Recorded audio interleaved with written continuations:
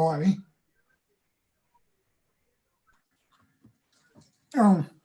And I got sick at the last place we ate.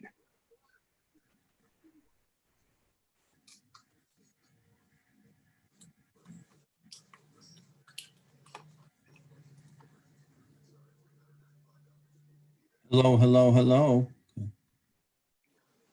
There's Andy.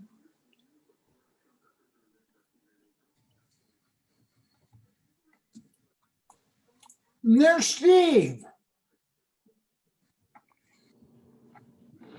Okay, we are live on YouTube, Mayor, and ready to start whenever you're ready. Okay, Council, thank you. This is the Roy City Council meeting for September 15th, 2020. We're starting at 5:30. We're almost at 5:30. I'm going to give you just a couple more seconds. We've got two more council members. I do not believe that Jan will be joining us tonight. She had another commitment, but I do believe Ann was going to try to make the meeting. She had a commitment, but she was hurrying to get here. Regardless of that, we do have three council members, and that means we do have a quorum. So we appreciate you joining us. Let me recognize the fact is that we do have Council Member Paul, Council Member Saxton, Council Member Wilson with us right now, and we expect to see Council Member Jackson later. And again, we'll excuse Council Member Burrell. Diane, I apologize. I sent you a text, but it was obviously late. I've been tied up in meetings. I was going to ask you if you would mind if you could lead us in a moment of silence and a pledge of allegiance. And you're on mute.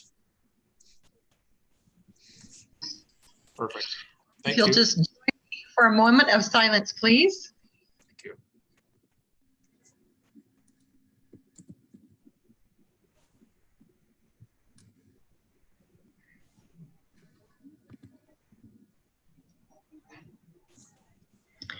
All right, thank you. And Councilmember Paul has a flag for us again. Thank you. And I guess if you'll stand for the Pledge of Allegiance, please.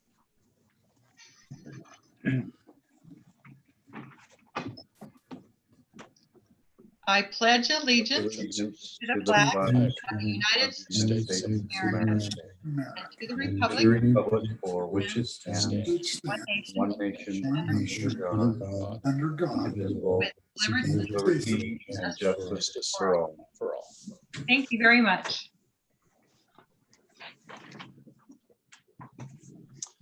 Thank you. Okay, let me read a statement if you don't mind. We're going to keep doing this until we get back to what appears to be normal. This is the mayor's determination to hold electronic meetings. We'll be doing this at each one of our city council meetings, in which case we're not holding an anchor meeting.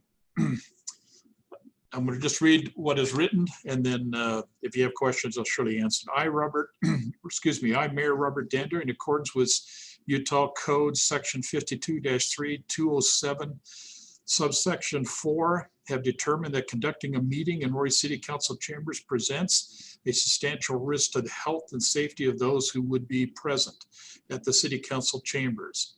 The basis of this determination is that due to the infectious nature and potential dangerous health effect of contracting the COVID-19 virus, there is not sufficient space in the council chamber to provide appropriate safe physical distancing for the safety individuals who would attend.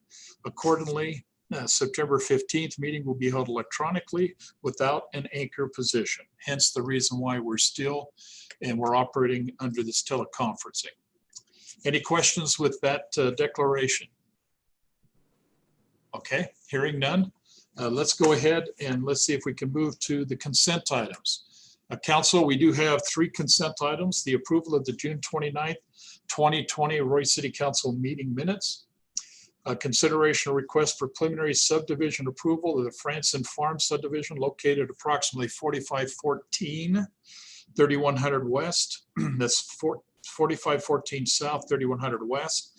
and consider a request for preliminary subdivision approval for the Aspenwood Estate subdivision located approximately 4712 South, 4300 West. Council, any comments, questions about these consent items? Should the subdivision approvals be a consent item or are they individually? They can be handled individually if the council says we want to discuss them individually. But since the councils did approve the Franson Farming subdivision, which is the first one back in the 3rd of April of 2018, there was a zoning, I believe, change that took place then. And on the 21st of July, 2020, the council approved a general, I believe, a general plan amendment and a zoning change for that one. The changes to the zoning and the general plan, if necessary, were done. Now, this is just a finishing up what the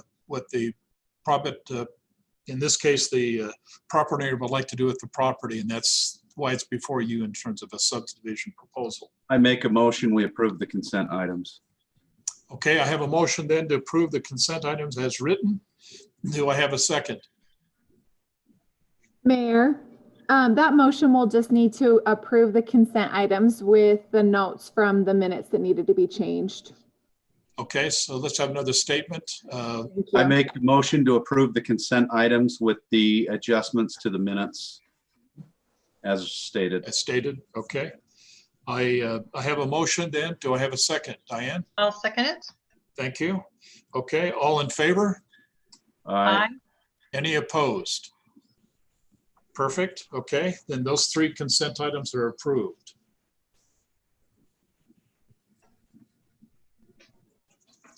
Okay, we have some action items, council, so let's go ahead and we'll begin with the fiscal year 2021 budget, and then we'll go into a public hearing. And then after the public hearing, we will then vote on resolution 20-31 approving adjustments to the fiscal year 2021 budget. Camille, I believe you're entertaining the conversation here, so please. Yes, thank you, Mayor. It's great to be with all of you this evening to present Resolution 20-31 for your consideration. This will amend the fiscal year 2021 budget based on the information you received in your council packet, and it will increase the previously approved fiscal year 2021 budget by $1,213,848. Most of this is to account for the CARES Act funding received by the city and to increase the capital projects fund. We've discussed over the past few months that CARES Act funding can only be used for expenditures that are necessary, incurred due to the public health emergency related to COVID-19. So we have met as an administration to prioritize the CARES Act funding, and this resolution is a collaborative effort and represents the expenditures that we've deemed necessary as our response to the COVID-19 pandemic. So this would be an increase in grant revenue received by the city of $1,153,848 and would increase the following expenditures. We propose it would increase the legislative CARES Act budget by $150,000. Our proposal for this is to fund supplies and PPE needed by local nonprofits and schools within Roy City. We're currently working with those entities that would qualify to see what needs they have related to the COVID-19 pandemic responses. We're proposing an increase to the Police Department CARES Act of $110,444. This would cover sprayer wands and cleaners, equipment, supplies, and other personal protective equipment for the police department and the crossing guards. This would include masks, safety glasses, protective masks, face shields, and no-touch restraint devices. Increase in the Fire Department CARES Act would be $220,116, and this would cover expenses related to medical supplies and equipment that includes power loads, life packs, chest compression systems, and patient relief covers. And it would also cover the purchase of 2 ventilators and do some increases to the HVAC filters and various sanitation and station supplies and equipment, and more personal protective equipment for the fire department, including face shields, masks, and jumpsuits. It would include an increase to the Public Works Department of $4,000 to purchase a pressure washer at the city shops, an increase to the Parks Recreation budget of $229,873. And this would cover expenses related to an upgraded pool filtration system, additional recreation equipment, so it reduces the amount of sharing of equipment between players and teams, touchless park restroom plumbing upgrades in 12 restrooms, sanitizer stations, sanitation supplies, touchless scorekeeping, a message board, touchless drinking fountains, and other personal protective equipment, and an increase to the non-departmental CARES Act expenses of about $439,000. This would cover the following at multiple city buildings. It would cover the air purifying system cleaning and UV filters. It would upgrade us to touchless plumbing in 18 restrooms, provide sneeze guards and barriers, sanitation supplies and equipment, and other personal protective equipment for the city staff and visitors. It also includes technology improvements for teleworking, including upgrading desktops to laptops where necessary, and upgrades to the software we use to access our financial system. We've also included a website redesign to make it easier to find payment options and services online, and upgrades to the technology and sound systems in multiple city conference rooms and the courtroom and city council chambers so that we have more function during virtual meetings and trainings. And this budget will also include a portable sound system and screen to enable us to social distance at city events. So when we receive additional funding in phase 3, we'll propose bringing forward another budget opening at that time to consider that phase. This will just be the phase 2 funding. In addition to the CARES Act funding, we're also proposing a use of $60,000 from the capital projects fund balance reserves to remodel the restrooms in the police department. With doing the upgrades to the plumbing and fixtures, we thought that it was necessary to do an upgrade to the restrooms. This will make it easier to clean and sanitize those restrooms in conjunction with the CARES Act funding to make it touchless. So this is a collaboration of both city funds and the CARES Act funding for that project. So with that, we recommend that you receive public comment and approve the adjustments as proposed in Resolution 20-31 to amend the fiscal year 2021 budget. Well, thank you. Thank Okay, you. Council, before you ask questions, let's go ahead and we'll go into a public hearing. Do I have a motion then to go into a public hearing? So moved. Okay, do I have a second? Second. Thank you, Brian. Okay, all in favor? Aye. Aye. Thank you. Any opposed? Hearing none, we're now into public hearing. Morgan, do we have anybody who had an interest in voicing a comment about this particular resolution? No, Mayor, I did not get any requests to voice a comment at this time. Okay. Assuming there is no public comment, none scheduled and none planned, then we'll go out of public hearing. Then do I have a motion to go out of public hearing? So moved. Thank you, Diane. Do I have a second? Okay, thank you. Joe Paul, all in favor? Aye. Any opposed? Hearing none. Council, do you have any questions for Camille relative to this budget adjustment? I appreciate the work that's been done on this and through all the work that Matt and Camille's done through the CARES Act. That was a big undertaking with Roy City and Weber County.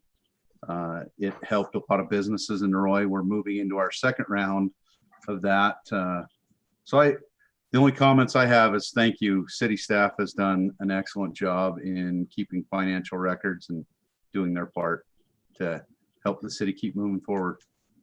They have. I also was wondering if there was a anticipated time frame that these improvements and purchases will be made.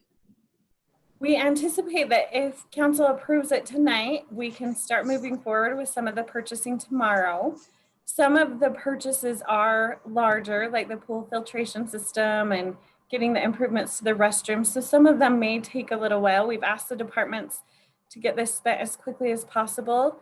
where it is grant funding. So we're hopeful that we can spend at least the majority of the small items by the end of the month or first part of October. And a couple of those larger items might take us until the end of October, just based on timing and getting bids and a few things like that. And are there limits? Do we have to have this taken care of before the end of October, or do we have more flexibility? Right now, the guidance that we have, this has to be spent. We have to just make an effort at spending and be reporting on that in order to be eligible for phase 3. There's not a set guideline. All of the CARES Act funding has to be spent by November 30th. So we'd like to get this round going as quickly as possible so that we do have that spending. We can start reporting to the state on that, so we're eligible for phase 3 if it's available. Thank you. Council, any other questions? Camille, I've just got a couple, if you don't mind. First thing is that you mentioned upgrading pool filtration system. Which particular pool in Royce City is expected to get that? Yes, sorry, I should have clarified that. That's the complex pool. Okay. Perfect. Obviously, that's the one that's open and that's the one that's being used quite heavily. You indicated that there was some efforts is going to be to try to enhance the city council chambers. Is any of these enhancements going to put us in a position where we might be able to reconvene as a body at that location? So this wouldn't be improvements to the physical setup of the council chambers. This would be improvements to the sound system and improvements to cameras and things like that to make it more functional for Zoom and things like that. We would still have to work out the seating and maintaining the 6-foot distancing or whatever the current guidelines are at the time we reconvene. But this would primarily be technology upgrades. Okay. And then one last question, just make for clarification, 2 questions if you don't mind. Is there any extra funding with this round 2 of CARES Act funding that might be available to send to the county as they are addressing nonprofit organizations in the county? The way we've proposed this is we've set aside $150,000 in the legislative budget to be used for nonprofit, and it can be used for school districts as well in this round. Our proposal for you at this time would be that we keep that funding and that we reach out to those organizations in our city that would be eligible to see if we could provide them with PPE or some of the supplies that we need. But we could look at if there's any additional available, we could send that to Weber County if that's what the council would like us to do. Okay, can I assume then that Royce City would adapt some type of an application process where the nonprofits, or for that matter, any organization could submit at least some type of an application to have access to this kind of funding? Is that correct? So we're not set up to do sub-grantees. We don't have the software or tracking. So what we had proposed in the budget opening would be that we would purchase some of the PPE that they need and provide it for them, not give them the cash grant.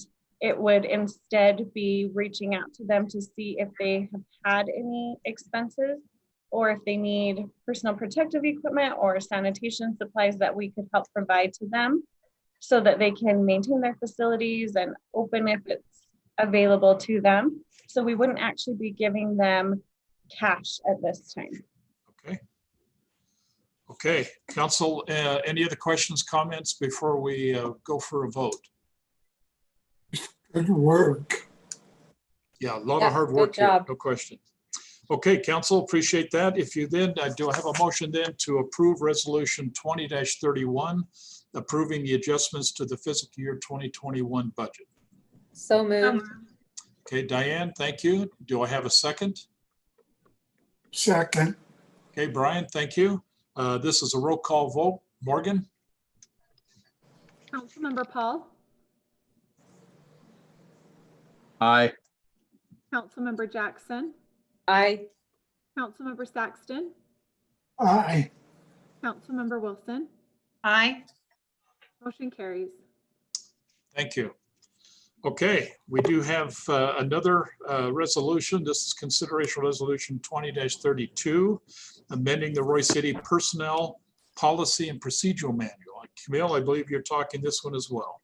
Yes, thank you, Mayor. So we came to you back in June with a proposal to remove the pre-employment drug screen process for non-public safety and non-CDL employees, and instead do drug testing based on reasonable suspicion. Based on those previously adopted changes, we need to adjust a reference in section 1101, the hiring practices, to add the term "if applicable" to the required information needed for employment. So that's just a correction based on our previously approved policy. The second change that we're proposing is to amend section 1202, leave, to include mental health as an acceptable use of sick leave. So this would allow employees to use their sick leave for mental health, illness, or injury as described in this section. And it would allow our employees to use sick leave to take time off when they need it to maintain their mental health. We value our employees' mental health, and we appreciate the suggestion from the fire department to look into this. The last change we are proposing is section 1507, drug-free workplace.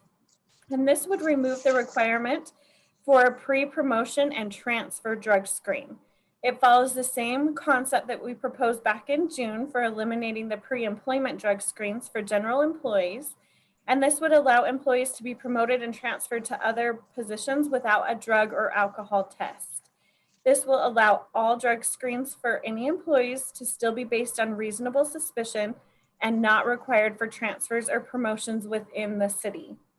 So it's our intent as an administrative team to keep our personnel policy updated and relevant. And we feel these changes will help provide expanded benefits for our employees and update the drug testing policies. We recommend that you consider approval of resolution 20-32, adopting these changes to our personnel policy and procedures manual. Okay, comments or questions, council? I Bill, appreciate the, Go ahead. go ahead, Diane. I have a question on the mental health. One of the biggest challenges over time to allow mental health in sick leave has been how to verify that, because so many people say, I need a mental health day, right? And, you know, for whatever reason that is. So I was just wondering, how is that verified, and how do we, you know, try to keep the balance between using this, you know, as it's intended and not letting it get too far on the other side? Perfect. So as with any leave, if they use sick leave for more than 3 consecutive days, it requires a doctor's note. So we felt that that would still be in there for the use of sick leave.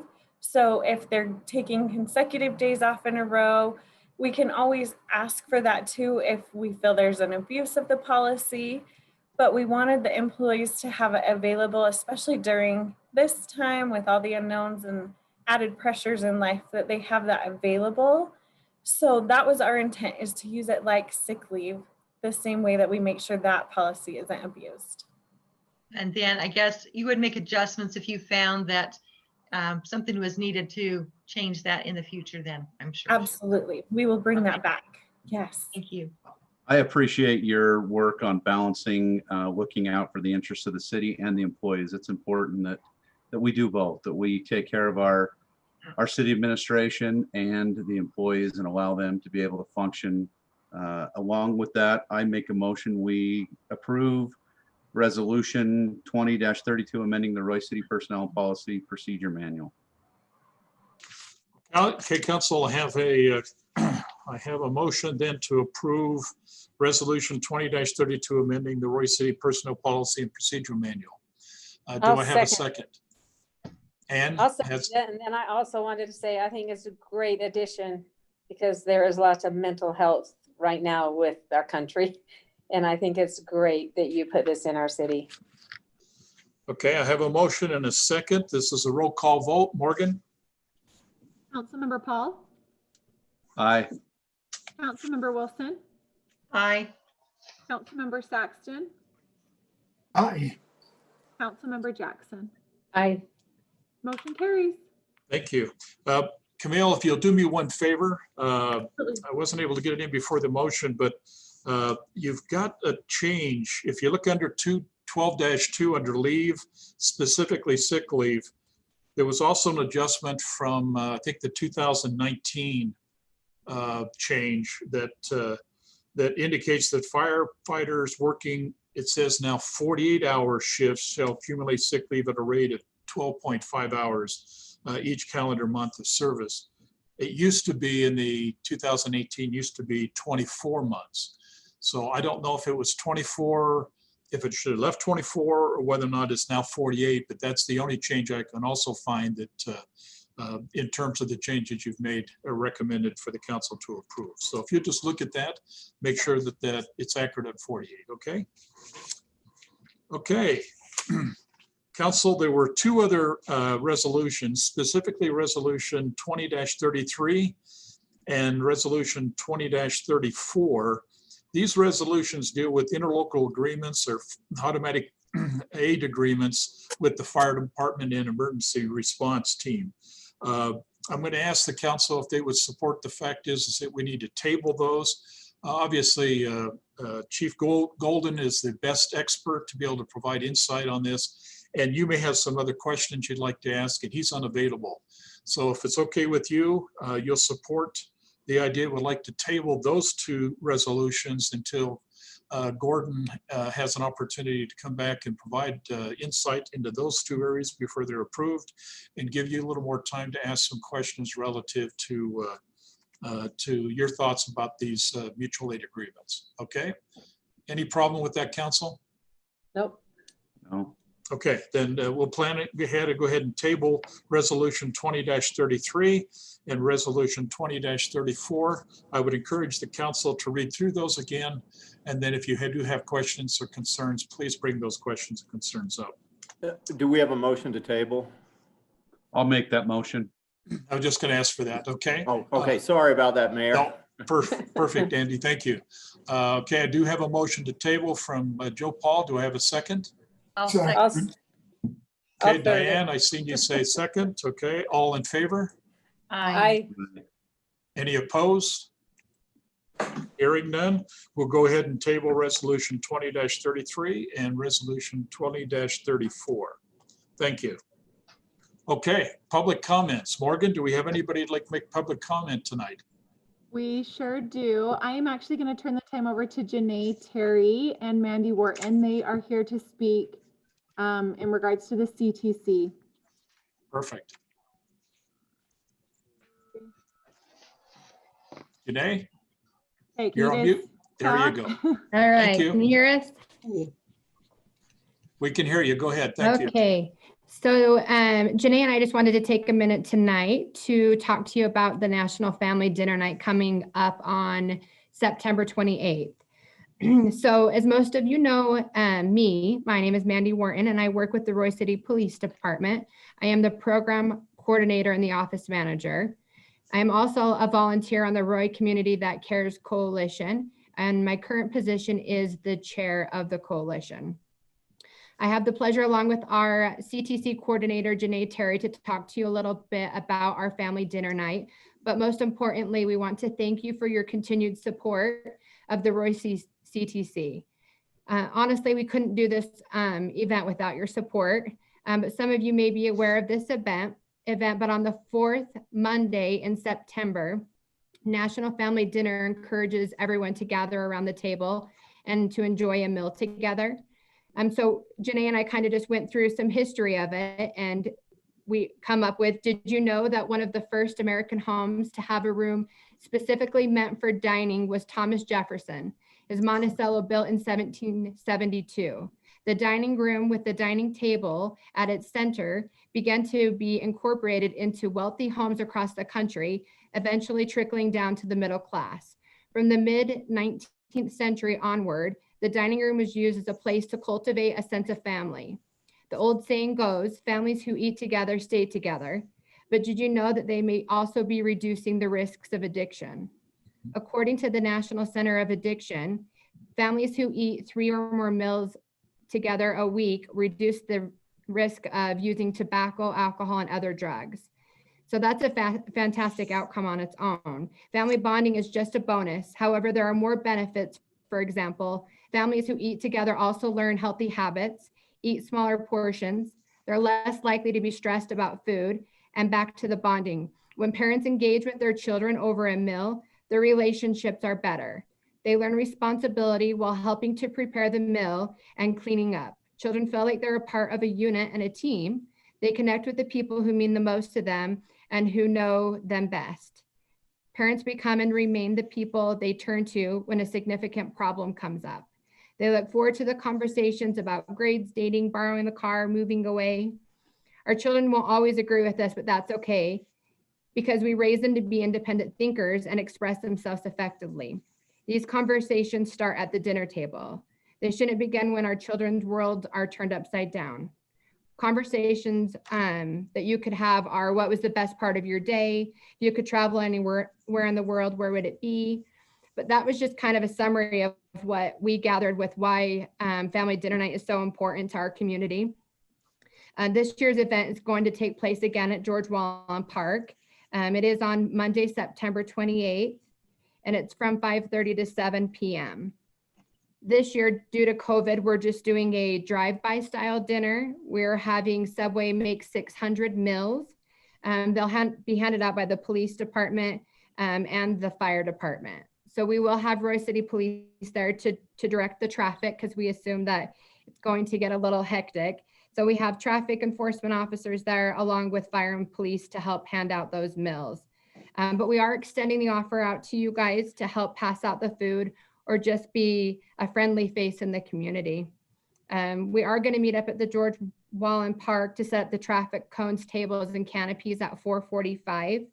And this event is supposed to last until 7. So if you're available and want to attend, we would absolutely love to have you there. Perfect. Okay, Mandy, thank you. Janae, you have anything you want to add to that?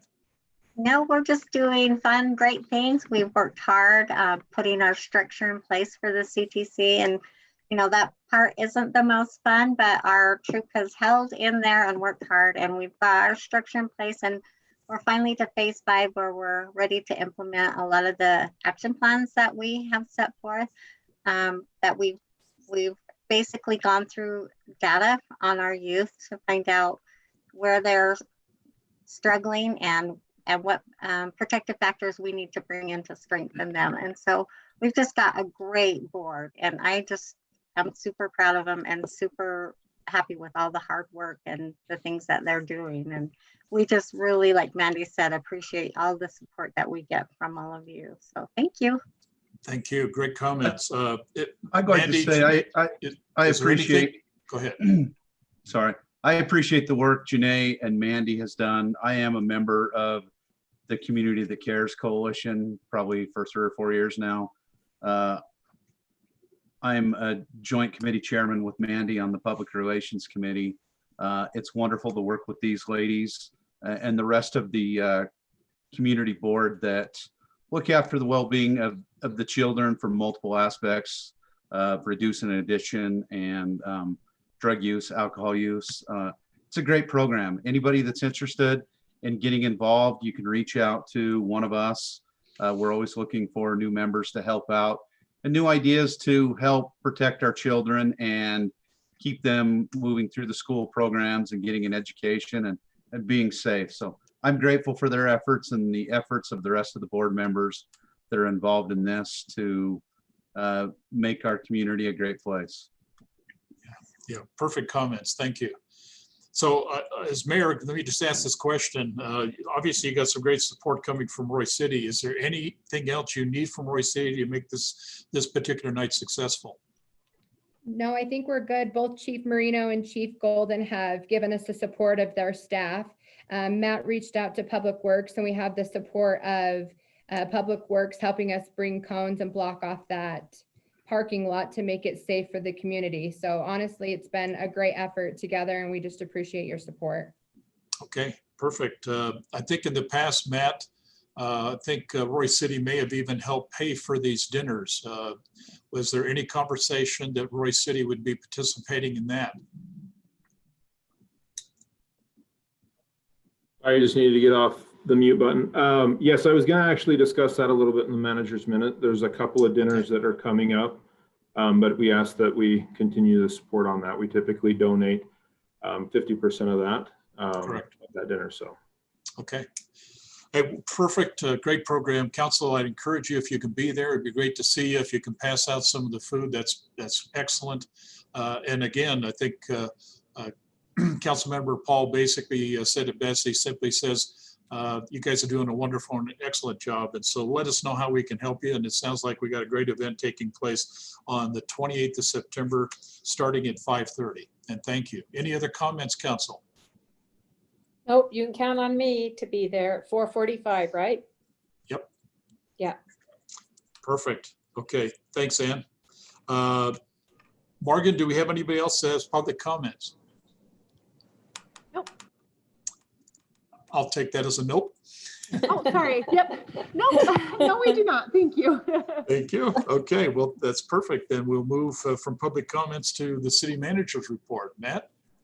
okay, I have a couple of things to discuss. I just wanted to report that Camille and I went to Weber County to their finance team and to their internal audit team to review the process for the CARES Act grants that they gave out. We didn't, we looked at more of the process and not the philosophy. So we feel very comfortable in them. They had a good system. They had a lot of people there to help, reviewed each item or each grant very well. So we feel comfortable with that audit. They're going to be doing an internal audit where they're going to sample so many 60 of the grants and go through the entire process. We're going to get that audit once that is complete. And then they'll have also a single audit at the end of the year with their finance team that they'll come in with an external auditor, and we'll also have that information as well. So anyway, just wanted to report that Camille and I felt really comfortable about the process that they took. So Perfect. wanted to also talk about the public comment that we typically donate the dinner to a couple of dinners during this time of year. One is the Roy CTC and the other is the Roy High Athletics for the fall athletics. Obviously, these dinners are going to be a little bit different, as Mandy and Janae mentioned, as well as the Roy High dinner. They're not wanting us to go there, cook and serve like we traditionally do. We'd have to have something brought in. We feel like we still have the finances to do both of these. And if there's no objections, we can move forward with them. So just let me know about that. Council, any comments about that? 50% will go, and I assume it's at the legislative budget. Is that correct? Correct. Okay, 50% going to support the CTC. And I believe, as you may be aware of, some of you, over the years, we've actually worked with the football team. We provide hot dogs and hamburgers for them. I assume that's the one you're referring to, Matt. Yes, that's correct. Okay. Any problems with that, Council? No, I just have I a know that the question. high school appreciates it for sure. I'm sure they enjoy it. I just have a question. If, because of what's happening and because of the menu change, will that change the amount that needs to be donated for that significantly, or will that be able to stay about the same? I think with the CTC, we traditionally did the Subway, just like they mentioned today. So that's not going to be changed. The amount for Roy High might increase a little bit. I haven't got word about the final numbers on that though.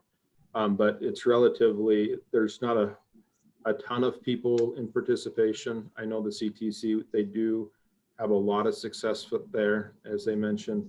Roy High Athletics is pretty minimal. So it's not a crazy amount of money by any means. Thank you.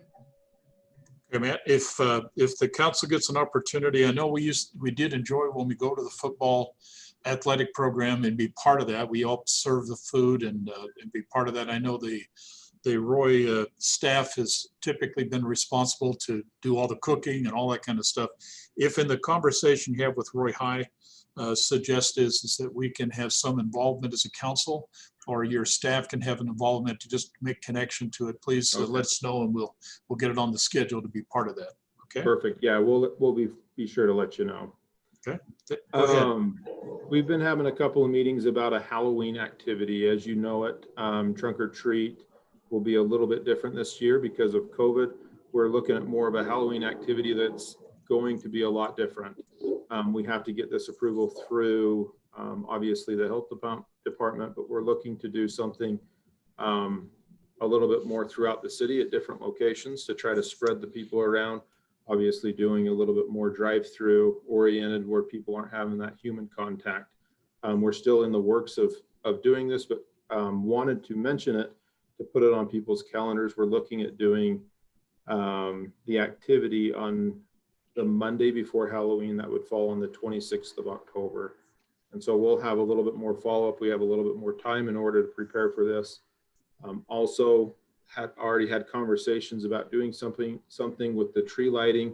Obviously this draws a lot of people. There's a lot of human interaction with Santa Claus being there and the elementary students. But we're just toying with ideas. We want to do something, but we're going to be working through that. And that's going to be on, it's always the Monday of Thanksgiving. So that's November 26th, I believe. So working for those two things, just wanted to mention them. Today in our beautification meeting, we did talk about how we have the benches and we have the adopted trees. The park benches we mentioned a couple of council meetings ago. We're looking to do something with the teddy bears out here at Memorial Park. These teddy bears, we've already had a couple of residents purchase these teddy bears, but wanted to recognize these people purchasing these. So what we're proposing is to put a sign out along with these and then putting something on our website as well to help facilitate these donations. So we're just looking to move forward with that. I don't think it will take a whole lot, but I think over the years, every year we put a couple of these teddy bears in the budget. We want to control them. We want it to look nice out there. So if with your blessing, we'd like to move forward with that as well. Also, I'd like to report our Public Works team. They have put 5 sewage dump stations down by the Public Works admin building. We used to, or we still do have that service for the residents, and it was offered only during business times because it was behind closed gates.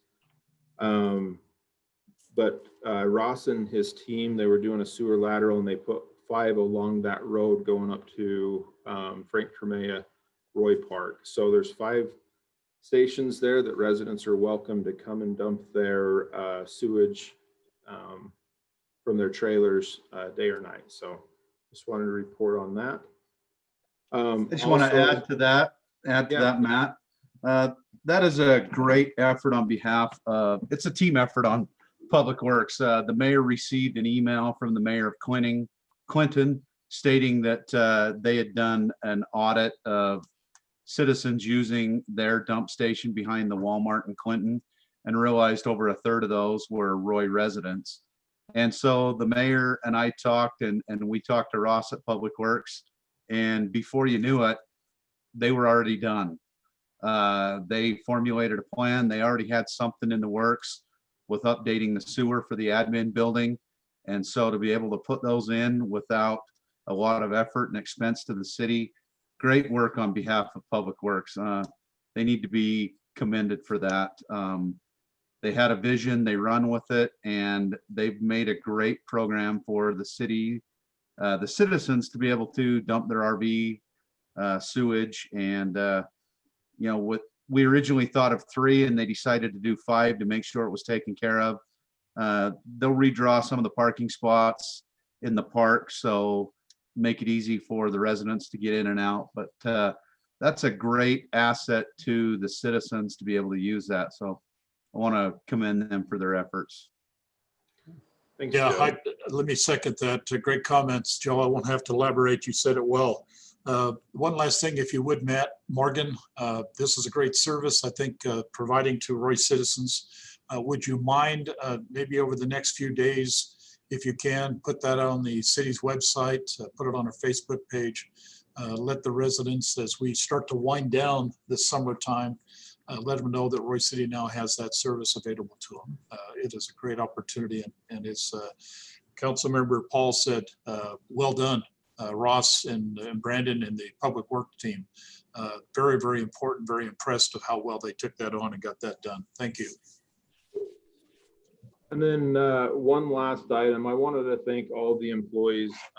This last week was pretty hard on a lot of people with the wind this last Tuesday, but I think Roy City was pretty blessed in the fact that we weren't hit as hard as neighboring cities. I also wanted to thank them for what they've done in our city. But when they were done and they felt comfortable with our city, they went to neighboring cities as well to help them out. The Public Works Director, Ross, and I went up to Washington Terrace in South Ogden, and it was sad to see how much destruction was up there. But also I got a lot of comments from a lot of people recognizing how much our staff made a difference up there of taking care of some of their parks and their public places. It was hard pressed to find a house or find a park that wasn't affected by this. But we did get a lot of comments. A lot of people recognized it, like I said, from their mayor, their city manager. I got a call, and they're truly grateful for what they did. So I wanted to express to these employees that their efforts didn't go unnoticed. So a big thank you to them. So that's all I have for tonight. Matt, well said, well said. Okay, council, any comments or questions you'd like to share with us tonight? Any projects you would like to see done? I was just wondering, Matt, because I was taking over for Marge Beecraft on the tree lighting. I don't even know if any of the schools, elementaries, are even having choirs, because they are the ones that come and perform. So is that something they're going to do away with, or? That's something that we did discuss. Obviously, if we do something like that, it would be something that would be pre-recorded or something broadcasted. So it's not that everybody comes here to watch. And so we're reaching out to the schools right now to see if they do have the choirs, or if they had some kids that wanted to do some type of performance or something like that, that we could broadcast. We're thinking something along the lines of Zoom and social distancing here with it. So just right now, trying to gather as much information from the schools as possible. Okay, because if the elementary isn't, or if they're not going to have a choir, or maybe our Roy High Chamber Choir would maybe do a, that'd be great. you know, a recording and do something. So yeah, we could have our council sing. No, you don't want that. Yes. Well, Matt, let me, since that's part of my job, I'll reach out to all the schools. Oh, perfect. And so you don't have to, and see if any of them have choirs. Okay, sounds good. Okay. Thank you. Okay.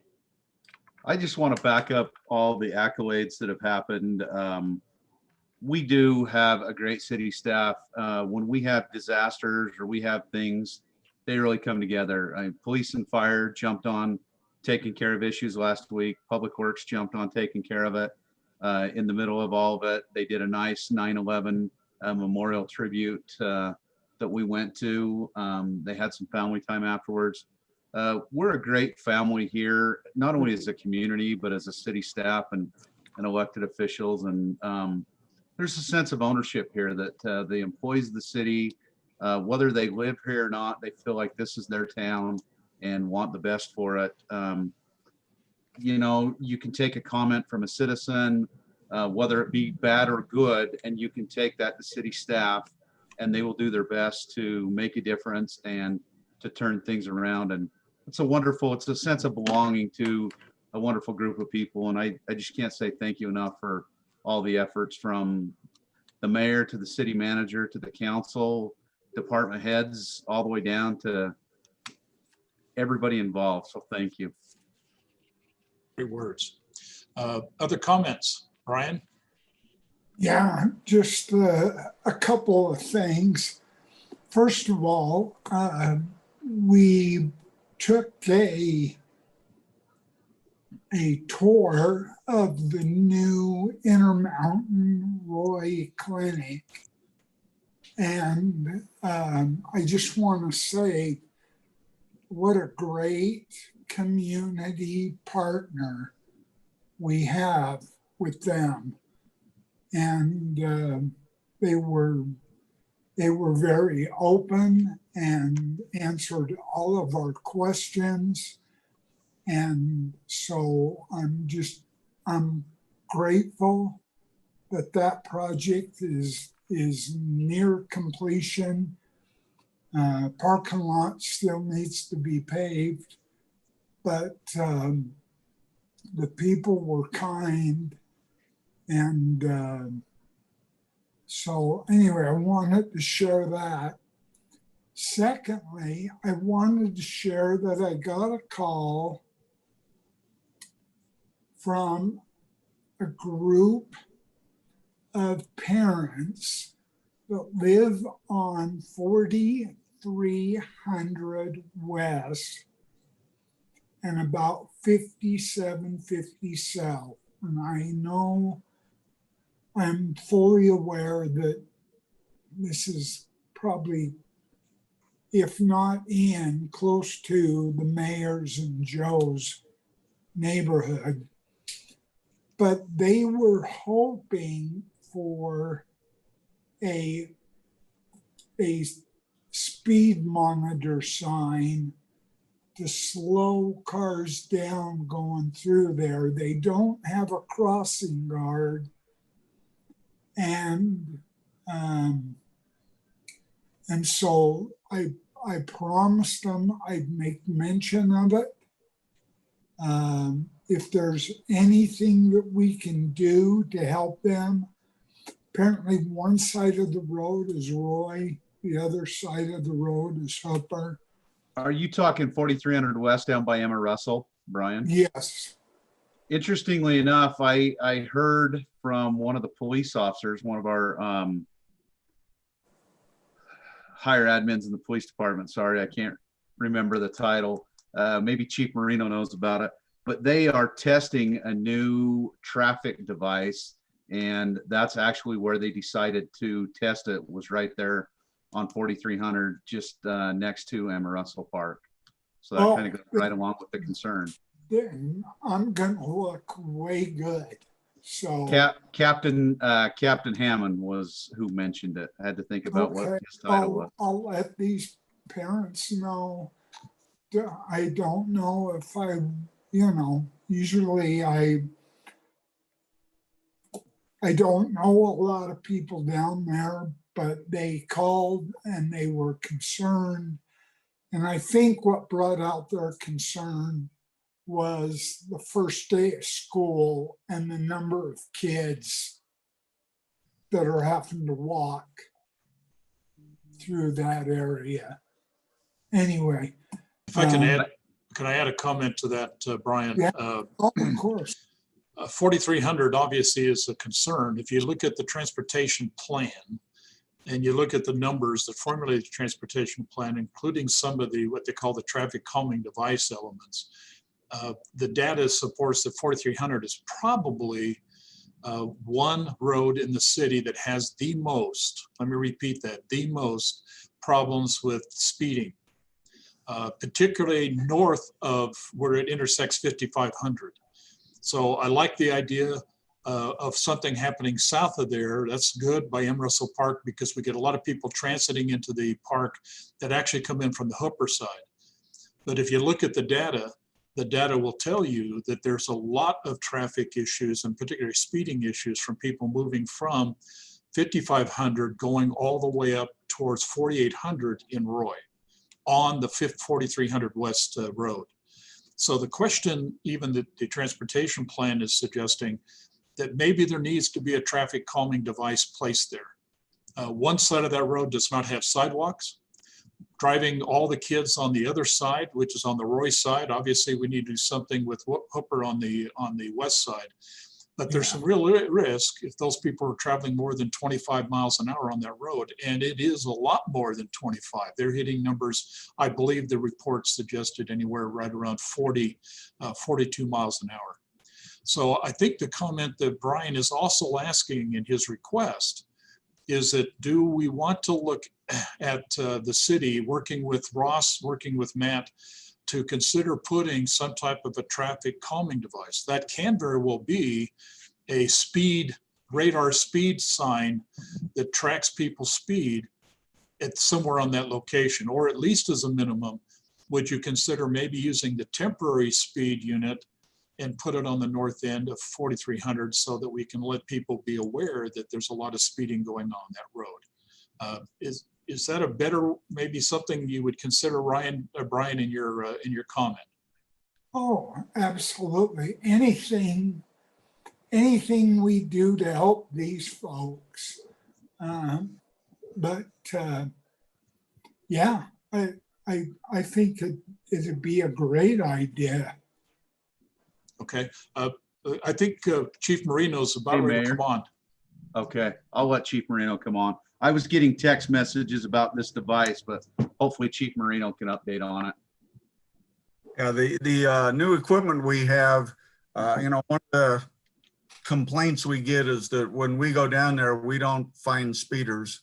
No matter how well our cars hide, the feeling is always that we slow them down just because we're running radar there. The new device doesn't look like anything that would relate it to monitoring speed, but it'll tell us what the true speeds are down there, and it feeds it into a computer program.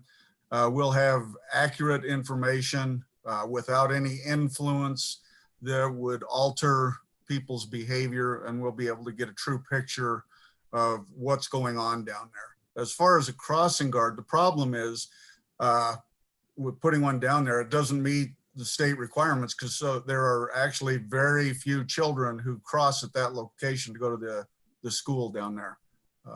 There's I think when we checked, there were only 2 or 3 children who crossed there. Could be different now, obviously, but that was. It's because most of the children that live west of Emma Russell Park go to Freedom, which is in the neighborhood west of that street. But you do have children Right. crossing going to the park. Yeah. Isn't there a light right there now too?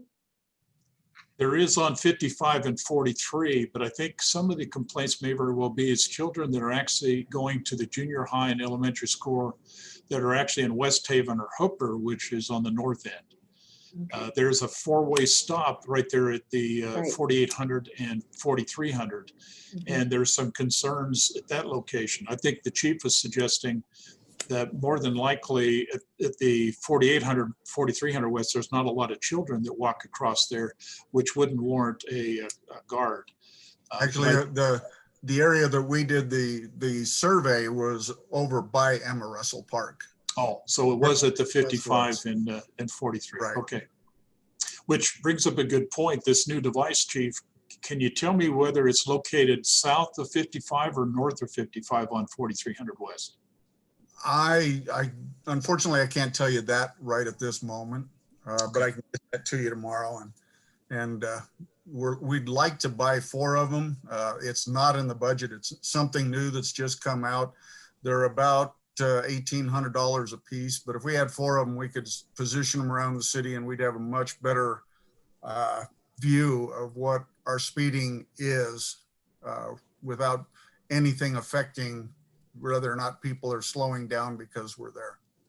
It's south of 5500. Okay. And Are we have those the lots of speed? children. Are those the speed signs like on 4400 and by Riverdale Elementary? Is that the kind of speed signs you're talking about? You won't, it's not a sign. You won't see it. It's a black box that mounts on a pole. Oh, so you won't see it. No. Okay. It's just Nobody will- collecting data so they know how to Okay. react and act on things. And I believe Brian's point was is that they're looking for some type of a sign or some type of a visual indicator or some type of a traffic calming device put on 4300 that will help reduce the speeds that are being that are happening down there. That's the complaint that's coming from those residents in that area. I personally think, Brian, I do believe it's north of 5500 on 43. But I think there's equal challenges down by across from M. Russell Park because a lot of children come off the west or off the Hooper side into M. Russell Park on that street. And I always, when I drive down there, I'm riding my bike down there, I always see lots of children, lots of people there. So both north and south of 5500 has some challenges. I'd also like to report that the city has procured a couple of those signs that we could put up in different locations. We do get a lot of people asking for those. They are quite expensive. Like Mayor, you indicated, we approved that transportation plan. That's kind of where we're working off of now. Also with Chief Marino, there's a lot of different places in the city right now that are requesting those additional crossing guards and things, and we're currently evaluating all of those processes. Like the chief indicated, we need to make sure they reach the numbers in order to do that, because it's not just down there. There's quite a few different places in the city that people are requesting them. So, but we'll evaluate it and get back with you. We also have been approved for a grant down there to continue the sidewalk. The Public Works Director indicated that it's from the west side from 48 to 5500 south along 4300 west. So we'll be doing a lot of sidewalk repair down there as well, or installation. So That's perfect. And correct me if I'm wrong, Matt, with that comment, we do still have a portable speed hump device that you could use. And by the way, I will tell you, the one that's on 5700, I've received no complaints. So Matt, Ross, Brandon, the team, that whole issue that we had on 5700 has gone quiet in large part because you've done it, you fixed it, and it seems to be working for the residents then. I promise you, do not hit that at 40 miles an hour. It will create a problem. And there are three of them there. I watch them do it. It looks like they're on a roller coaster. Absolutely. So it's working, and we couldn't be more pleased with 5700. But since there is a temporary one that's available, there could be an option to simply put one in if we need to try to solve a problem. So consider that as well. Okay, Council, anything else you'd like to share with us? Okay, I do believe we have one discussion item, and that is talking about economic update. I do not see Randy. There he is. Okay. So Randy, I believe we're going to have you open the conversation about economic update. Thanks, Mayor, members of the council. We felt like it would be beneficial if at least one of your council meetings each month, we kind of had give you an update on some of the economic development projects that we're working on and some things we're trying to do. So that you can be in the loop. And if any of your citizens reach out and ask questions, you might be better informed to give them an answer. Tonight, it's not a long update. It's kind of a quick update, but I did want to highlight a couple of things with you. First of all was, I think, just give you a quick update on where we are with the revisions to the form-based code, and certainly Joe Paul and Ann could add to this conversation. The committee has been meeting over the last three months, I think it's been. We've reviewed all of the comments that were given back to us by the council. Actually, we've gone through every comment, line by line, precept by precept. And I believe we're at the point where Steve is just going through and making sure that the changes and the comments have been addressed.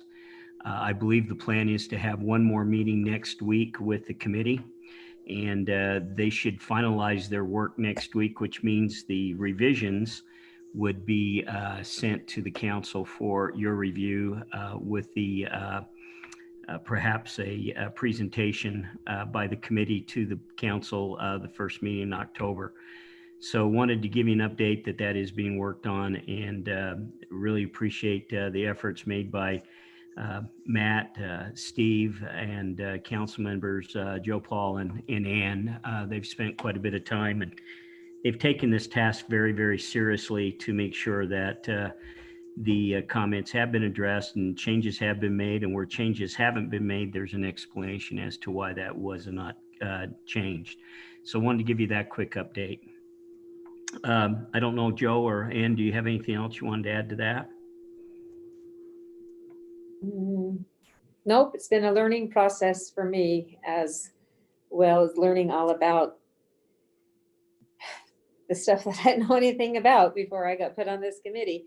And so it's good I mean, I wish we would have had comments on a lot of the changes, but I'm hoping that with everything that we have done, along with Steve's knowledge and your knowledge, Randy, and Joe's been on the planning commission. I think that all of the changes that we have made, I hope that the council will approve. So that we can get this finally done, so that we can move on and get some businesses into Roy. We tried to better understand the context behind the comments. It would have been beneficial had we been all together, but I understand because of open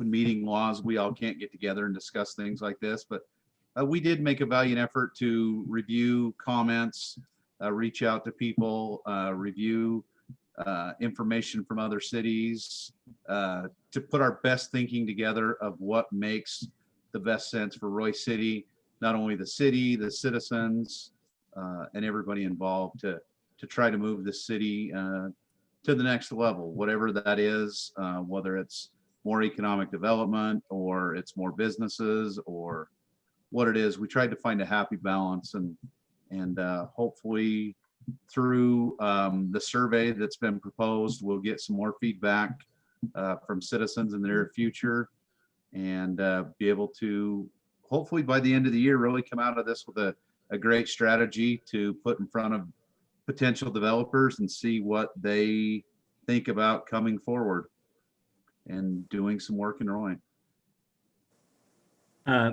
With that, I do want to also acknowledge the great work that Steve has done. He's taken the lead on making sure that the changes are addressed, and he's been the one to make sure that the comments and the corrections have been focused on. So we just want to make sure we have a complete document to send out to you. I think the goal would be after that meeting, Steve would probably need a few days to kind of finish it up, and then that document probably will be sent out to the council for your review. The second point, and Joe, thanks for leading into that, is the economic development survey that we want to get undertaken. Would like to get as soon as we can. Councilmember Wilson, I did get your text about you're working on your questions, which I appreciate. But what if you have any specific questions you have for this survey that you would like us to put in the survey, then I'd like to get those if we could by the end of this week or Monday at the latest.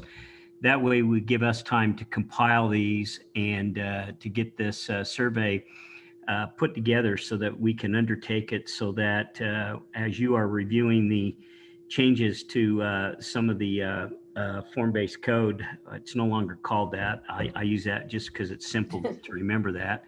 Downtown district.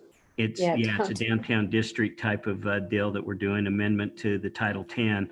But if you could get your questions to us, that way we could compile them and get the survey. We'd like to get the survey done kind of right around the same time that you might be having your public open houses, or however you decide to move forward with sharing the changes with the public, so that we're kind of looking at everything at the same light. So if we could get those, I'd appreciate that, and then we'll compile them. Again, the survey, in order for it to be effective, is probably going to have to be a survey that's between 8 and maybe 10 minutes. And so we'll need to look at the questions, do some prioritizing of those questions, and review those questions with council, and make sure that you're on board with the final questions that would be part of that survey. So if you can get those to us, that would be very helpful. Along that deal is the economic strategic plan. We had scheduled to have a meeting with the Business Advisory Board last Wednesday to review that, but we had only a few members attend. So we felt like we probably should not, we need to get more participation from that board. So I've got an email that I'm sending out to that board that I'm asking them to send back to me their top 3 or 4 opportunities they see for Roy City, and 3 or 4 of their threats that they see affecting Roy City. I would like to include the council members on that email, And if you would respond back to that to me for some of your opportunities or threats that you see for Roy City, that would be very, very helpful. Again, I believe the last meeting we sent out the mayor's items on these topics, and you could refer to what he's outlined if you need any help or direction on that. That would then complete the SWOT analysis that we have, and then the next step will be to actually start talking about some of the goals and objectives that we would like to see accomplished within the economic development. And again, the survey would be very helpful to help us establish that. So we're trying to coordinate all three of these things so that they all come together about the same time, which our goal is about the end of October, and then get the plan prepared and reviewed with the council in November, first part of January. So it'll be available for the next fiscal year. So if there's any budgetary items that need to be reviewed or anything like that, we can tie those into the goals and objectives that we've come up with for moving forward with economic development. So I wanted to give you a quick update on that, and those are the things that are going on. I think that kind of concludes. There was a couple of things that the Business Advisory Board talked about that they'd like to tackle. One of those is they would like to look at the business licensing page and put some more content in that would make it a little bit easier and maybe more informational for businesses, particularly when they're trying to apply for business licenses. We discussed that in our Economic Development Committee today. The committee thinks that would be a good task for them to take on, and they feel like they could do that. I know they've spent quite a bit of time looking at other sites. And so the idea would be is they would prepare that new context and for that page, and then we would submit that and then bring that back to the City Council for your review, but like to move forward with that. The mayor sent out an email a few weeks ago about the idea that we need to probably put some of our economic development product on the web. And one of the things that I've suggested that we look at doing is maybe creating an economic development web page where some of these studies and some of these reports and other things can go for the public to take a look at that. So that would be another task that we'll be working on to better inform the public of what we're doing from an economic development standpoint. So that's a quick economic development report. I don't know if any of you have any other information that you'd like to share with council regarding that, but we certainly put this item on there for you to enlighten us, or if you have any questions, or if there's any specific things you would like us to look into, we'd like to know those so we can do a better job of keeping you informed and helping you with any concerns or questions you might get from the public. Okay. Thank you very much, Randy. That was an excellent summary. Appreciate all your work. Yeah, thank you. Any comments or questions on economic development issues according to what Randy has presented so far? Okay, well, thank you. That pretty well wraps up tonight's meeting. Any final comments before we ask for a motion to adjourn? Okay, let me just make a final comment. Again, I've been able to receive a lot of feedback, particularly from my fellow mayors and commissioners. I try to send you to your email account a lot of the feedback that I get, particularly in terms of where Roy City has been doing some great things. I kind of make a point to bring both the good and the bad to issues, but let me just make this clear. Over the last, particularly the last few weeks, we have seen some real challenges in the broader community, the county particularly. And I cannot tell you how pleased that the leaders outside of Roy City particularly could not be more impressed in terms of how Roy City has responded to community challenges within their community. Roy has been just stepping up. The team has done some incredible things. I think we've heard testimony after testimony tonight about that. I won't elaborate on that, but I will tell you, and I'll make this statement very clear. You cannot find, in my opinion, a better group of people who are more committed and dedicated to a city than we have in Roy City. There is something about Roy City that makes that happen. And I think with the leadership that's in play, I think with the team members who feel as strong about Roy City as they do with their own communities, that's indicative in terms of what it's like living in Roy City. And I could be no more proud in terms of how they've been delivered. Matt, I've said to you one time before, and I'll say it again. Show me an organization that succeeds, I show you great leadership. That is synonymous in terms of how things get done. And Matt, I couldn't be more pleased in terms of how you've been able to organize things and get things done in Roy City. And it's the people, not only in Roy City, that witnessed that, but many people outside of Roy City have witnessed that, and they are giving me testimony of that kind of leadership. So thank you. You're doing some great things, and thank you for your team for all they do for us and everybody else in the broader community. With that, council, do I have a motion to adjourn? I motion to adjourn. Ann, thank you for that. Do I have a second? Second. Brian, thank you for that. All in favor to adjourn? Aye. Yo, Paul? Let's get out of He's here. already adjourned. Had to wait for that. Okay, any exceptions to adjourn? I didn't hear any. Thank you. And again, great team, great night. Appreciate all the things we got done. Thank you for everything you do. Bye-bye. Thank you very much. Good night. Right.